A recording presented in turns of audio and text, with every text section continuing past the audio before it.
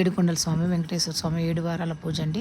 ఇలా స్వామిని అలంకరించుకోవాలండి. అలంకరణ ప్రియుడు కాబట్టి చక్కగా పూలతో అలంకరించుకోవాలండి. 3 పండ్లు, రకరకాల పండ్లు, 7 వారాలు 7 రకాల పండ్లు, 7 రకాల పువ్వులు పెట్టాలండి. ఒక వారం పెట్టింది ఒక వారం పెట్టకుండా పెట్టాలి ఆ స్వామికి.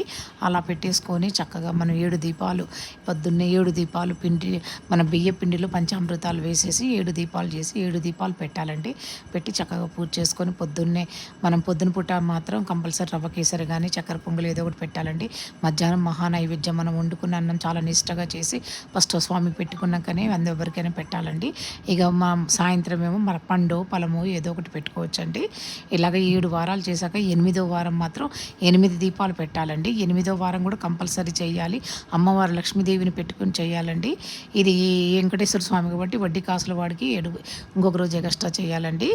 ఈ పూజ చాలా నిష్టగా చేస్తే చాలా ఫలితం ఉంటుందండి.